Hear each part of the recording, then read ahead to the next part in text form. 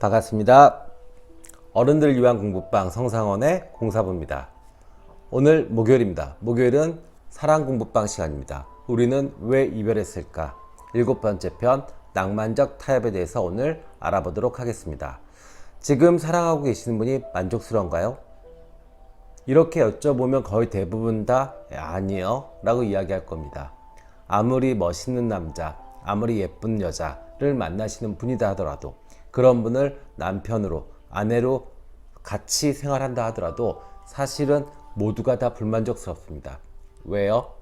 인간이라는 게 원래 산 같아서 멀리서 볼 때는 멋있고 근사해 보이지만 가까이 가면 돌도 쓰레기도 보이는 법이라, 이 적당한 타협, 이 타협에 관련되는 부분들이 사실 너무 중요하죠. 내가 상대한테 기대해야 될 것, 또 내가 포기해야 될 것들, 이거에 대한 기준점이 만들어지지 않으면 사실은 인간이 안정되고 편안하고 그리고 장기적인 어떤 계획을 세우거나 이러기가 어렵습니다. 사랑이 사람을 너무 우습게 만드는 게 이 이상적인 사랑 있잖아요. 어떤 로맨틱하고 정말 프랑스 영화에 나올 것 같은 막 애절한 사랑들, 아니면 정말로 뭐 헐리우드 배우같이 예쁘고 멋있는 사람들, 이런 것들을 추구하다 보면 결국에는 이 강도에 집착하는 어떤 욕망에 집착하는 사랑이 돼버리고, 이 깊이 있고 안정감 있고 그 다음에 미래지향적인 그런 사랑을 못하게 되죠. 그래서 결국에는 누구나, 누구나 마찬가지입니다. 그러니까 지금 젊은 연인들도 서로가 서로를 그냥 타협한 겁니다. 낭만적으로요. 이 정도면 됐어. 이 정도면 차선책이고 그 정도면 충분해. 이런 느낌으로. 아셨죠? 그래서 나만 괴로운 거 아니고요. 나만 이렇게 내적 갈등이 심한 거다라고 생각하시면 안 됩니다. 아셨죠? 자, 그래서 작가는 인간은 원래 익숙하고 예측 가능한 일만 일어나는 안전지대 안에서 살아가는 그런 욕구와 새로운 경계선을 넘어서서 새로움을 경험하고 싶어 하는 그런 욕구가 갈등, 긴장을 만들어낸다 라고 이야기합니다. 그러니까 가만히 편안한 곳에 있으면 어떻게 돼요? 나 새로운 곳에 가고 싶어. 모험을 하고 싶어. 또 모험을 하면 나 좀 쉬고 싶어. 이게 누구나 다 똑같은 마음이에요. 그러니까 지금 계속 말씀드리잖아요. 나만 그런 거 아니다. 저 부부는 행복한데, 저 연인은 행복한데 나만 괴롭구나. 아닙니다. 다 그런 마음입니다. 그렇기 때문에 정말로 행복하시려고 그러시면 빨리 타협하셔야 됩니다. 내가 원해야 될 것, 내가 포기해야 될 것, 그와 함께 만들어갈 것들을 정리를 하시면서 해주셔야 됩니다. 특히나 기본적인 성격 같은 건 잘 안 바뀌어요. 그렇다면 성격 부분을 인정해 주시면 돼요. 그리고 공간적으로 같이 쓰는 공간 안에 있잖아요. 거기 안에서의 룰 같은 거는 서로가 타협하고 합의해서 충분히 만들어낼 수 있죠. 그죠? 그래서 작가는 낭만적 타협에 대해서 뭐라고 정의하냐면, 안정적인 삶, 생활, 이 비낭만적인 가치를 얻기 위해서 강렬하고 격정적인 욕망과 같은 낭만적 가치를 포기하는 일이다라고 이야기합니다. 조금 말이 멋있죠? 네. 그런데 그냥 단순하게 제가 말씀드리면요, 어떤 깊이 있는 안정감 있는 생활을 선택하기 위해서, 그래서 이 불확실하고 강한 그런 로맨틱한 그런 것들을 포기하는 것이 낭만적 타협의 주된 의미이다, 이렇게 이해하시면 좋겠어요. 그래서 이 낭만적 타협은 크게 두 가지가 나눠지는데요. 첫 번째는 매력적인 대안을 포기하는 겁니다. 이거는 가능성을 포기하는 거죠. 우리가 결혼했는데도 계속 매력적인 대안을 찾으러 다녀요. 아내는 아내대로, 남편은 남편대로. 그럼 큰일 나죠? 그러면 안 되겠죠? 네. 그 다음에 두 번째는요, 상대를 고르고 난 다음에 타협하는 겁니다. 그래서 이것은 그 상대의 부정적인 면마저도 수용하게 되는 겁니다. 이것이 없으면은 사실은 갈등, 그 다음에 싸움, 이게 반복됩니다. 아셨죠? 그래서 낭만적 타협은 그렇게 생각하시면 돼요. 이상적인 것, 나의 이상적인 것이 아니라 그냥 지금 단계에서 충분하면 된다. 네, 이상적인 것은 원하는 것 이상이에요. 그러니까 너무너무 예쁜 헐리우드 배우, 그 여배우는 실제로 내가 원하는 것보다 더 과하게 예쁜 겁니다. 근데 그냥 충분히 예쁘면 돼요. 거기서 만족하셔야 돼요. 네, 그리고 이렇게 돼야지 이게 맞아요. 실제로 결혼을 못하고 있는 골드미스들의 가장 큰 문제가 뭐냐면 너무 이상향을 높게 잡아요. 그럼 그 이상향에 있는 남자는 또 어떻게 돼요? 그 사람도 높게 잡습니다. 그럼 이 여자가 눈에 안 들어오죠. 위만 바라보고 있으니까요. 그래서 요즘들 다 결혼이 늦어지는 겁니다.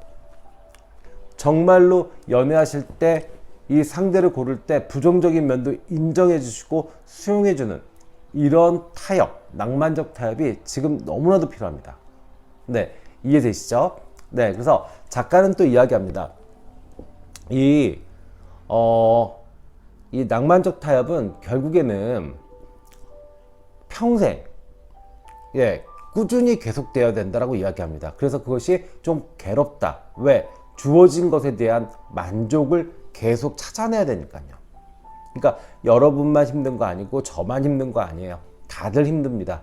그런데 그래도 나를 사랑해주고 또 내가 사랑하는 그 대상에서 만족, 행복, 그 다음에 어떤 가치를 부여하고 찾아내주는 과정이 결국에 타협이다. 이렇게 이야기합니다. 그래서 결국에 이 낭만적 타협은 현재의 만족이 아니라 미래의 만족을 위해서 헌신하게 되는 힘, 그것으로 정의할 수 있다. 이렇게 이야기합니다. 그러니까 지금 내가 뭔가 자존심이 상했다. 내 남편 때문에, 아니면 내 아내 때문에, 내 남자친구 때문에, 그거 큰 의미 없어요. 자존심으로 모든 것이 다 이루어지지는 않습니다. 오히려 이렇게 미래 가치를 위해서 내가 약간 양보하는, 이런 것들이 현명하게 사랑을 하시는 거고 안정적이고 더 발전적인 그런 사랑을 하게 되는 거죠. 이해되시죠? 네. 그래서 자꾸 상담을 하다 보면 자꾸 자존심 얘기를 해요. 내가 이랬는데 전에는 어떤 남자를 만났는데 요번 남자는 이렇다 저렇다. 그거 아무 소용 없어요. 지금 사람은 지금 최선을 다하면 됩니다. 아셨죠? 네. 그 다음에 작가는 또 이야기합니다. 그 타협과 희생에 대해서요. 근데 사실은 타협은 외부 상황에 때문에 어쩔 수 없이 포기하는 것. 네. 이런 것을 타협이라고 이야기합니다. 그런데 희생은 타협보다는 좀 자발적이다. 네. 이렇게 이야기하고요.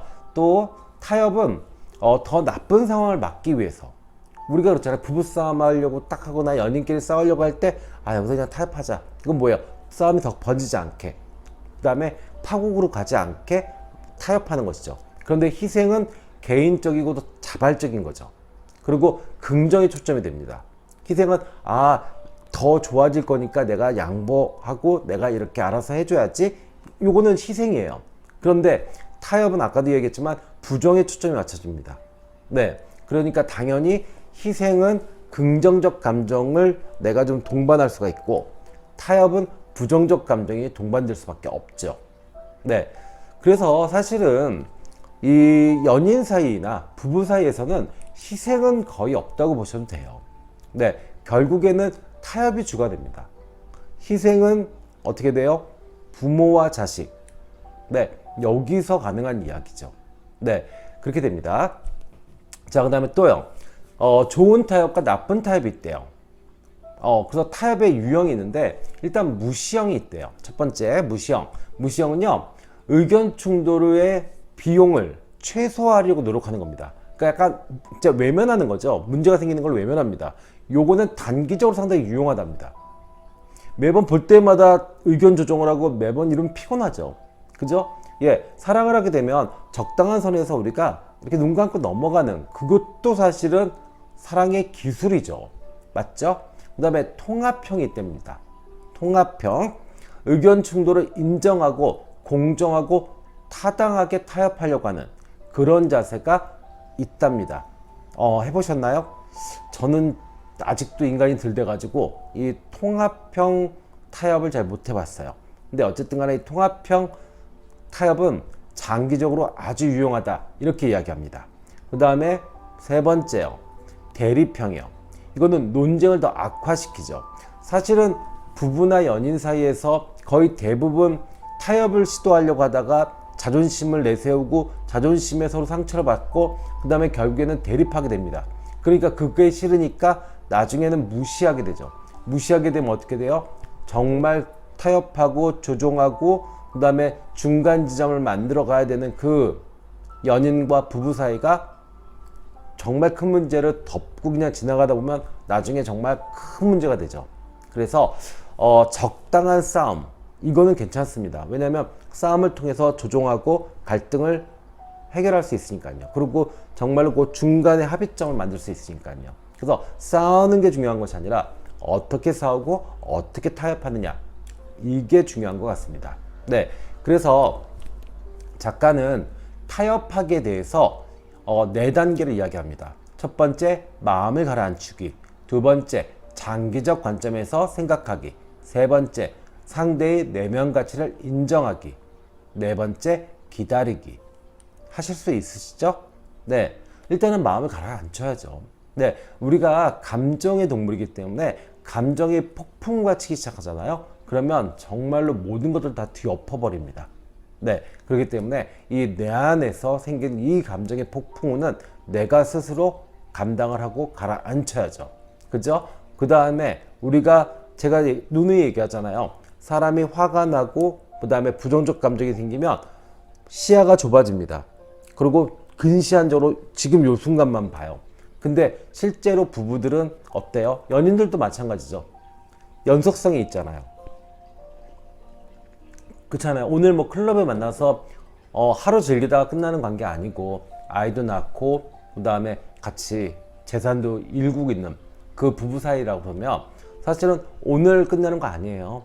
예, 끝나는데도 절차가 있고요. 또 오늘 안 볼 거 아니고 내일도 봐야 되고요. 그렇다면은 좀 장기적인 관점에서 보는 것이 맞죠. 그 다음에 세 번째는요.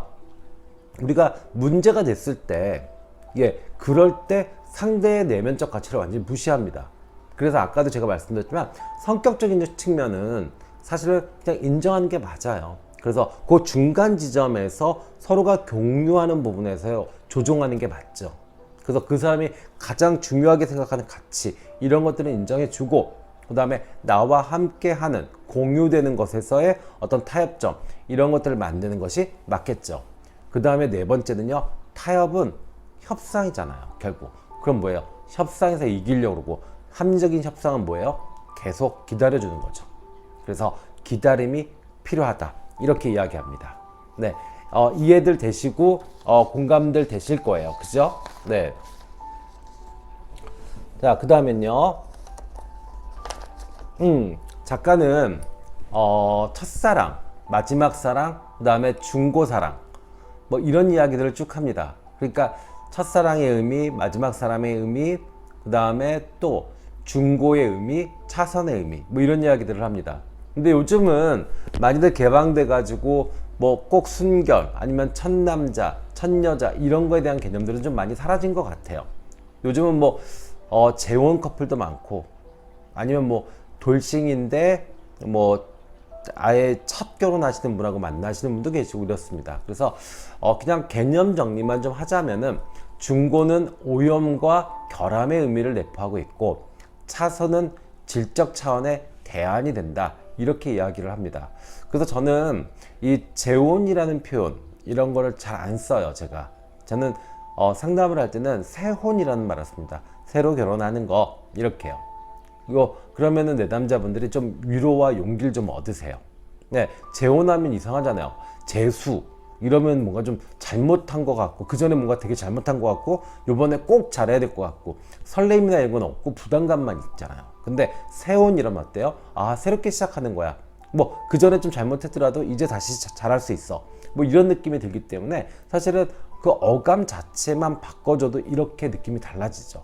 네, 그래서 이 작가는 이제 마지막으로 정리를 하는데, 이 충분한 것, 그러니까 정말로 충분한 것은 필요한 것만큼이다. 그리고 이상적인 것은 필요한 것 이상이다. 그래서 우리는 꿈속의 낭만적 상대를 만날 수 없다. 그리고 정말로 꿈속의 낭만적 상대에 못 미치는 그런 사람에게 안주해야 된다. 네, 그러면 문제는 무엇이냐? 그 기준에 얼마나 못 미쳐도 충분히 좋은 상대가 될 수 있는가의 문제입니다. 그러니까 내가 원하는 상대가 이거였는데 지금 이 사람이 여기다. 근데 이것이 충분하느냐 이거 문제입니다. 네, 그 충분함을 느끼는 건 뭐예요? 이성이에요, 감성이에요? 감성입니다. 네, 그래서 우리는 대부분 다 나만 그런 거 아니에요. 나만 뭐 팔자가 더러워서 복이 없어서가 아니라 우리는 대부분 다 그냥 충분한 사람 아니면 거의 충분한 상대를 만납니다. 그냥 충분한, 거의 충분한 그런 상대를 만납니다. 그래서 만족은 결국 자신이 소유한 것에 대한 태도입니다. 그래서 상대가 무엇을 했기 때문에 내가 만족을 한다. 상대가 어떤 모습이기 때문에 만족을 한다는 건 아니에요. 네, 헐리우드 배우랑 같이 살아도 불만족스러울 수 있습니다. 아셨죠? 그래서 상대의 어떤 충분히 좋은 상대로 인정해 주는 것. 네, 그래서 충분히 좋은 태도를 유지하는 것이 정말로 충분히 행복한 사랑을 할 수 있는 그런 조건이 된다. 이렇게 이야기합니다. 이해되시나요? 정리 한번 할게요. 자, 상대를 충분히 좋은 상대로 인정한다. 그리고 나도 충분히 좋은 태도로 그 사람을 대한다. 그렇게 하면 충분히 행복한 사랑을 할 수 있다. 이겁니다. 그리고 자, 아까 제가 얘기했나 모르겠지만 연결성이요. 연결성. 구속이 아니라 연결입니다. 연결은요, 상대를 충분히 좋은 사람이라고 인정할 때 우리는 연결성이 더 강화되고 발전할 수 있습니다. 연결된다는 그거는요, 정말 힘이 생기고 에너지가 생기고 기적을 만들 수 있거든요. 아셨죠? 그래서 오늘 제가 드리고 싶은 말씀의 결론은 누구나 그저 그냥 충분한 사람 아니면 거의 충분한 사람. 충분한 것도 사실은 완벽히 충분하지도 않아요. 네, 다들 그런 상대를 만납니다. 예, 그리고 그렇게 하면서 또 그 상대에게 내가 충분히 예의 바르고 충분히 좋은 태도를 유지하면서 우리는 사랑을 해 나가는 겁니다. 그래서 내 성격이 좋고 내가 올바른 사람인데 사랑만 잘 못한다. 사실 그거 거짓말이에요. 좋은 사람이고 충분히 예쁜 사람이면 사랑도 예쁘게 합니다. 그래서 여러분들의 사랑이 지금 조금 엇갈리고 어렵고 또 부부 생활이 힘들다라고 하면 나의 어떤 마음가짐, 아까 제가 말씀드렸어요. 그죠? 이 타협은 그 상대방보다 내가 더 중요한 겁니다. 그래서 내가 무엇을 포기하고 인정하고 그 기준, 그리고 무엇을 함께 할 것인가에 대한 기준이 만들어져야 됩니다. 아셨죠? 네. 그래서 그렇잖아요. 타협으로서 안정적인 미래, 편안한 어떤 삶, 이것을 얻을 수 있다 그러면 사실은 불안전하고 계속 무슨 그 방황하면서 뭐 정말 어린 친구들처럼 그런 어떤 첫사랑을 찾으러 다니는 그런 고등학생, 대학생처럼 그러고 사는 것보다 훨씬 더 안정적이고 멋지죠. 그래서 각각 모든 부부, 연인들은 다 이렇게 타협하고 그리고 서로가 인정하고 그리고 적당한 희생, 양보를 하면서 살아가는 것 같습니다.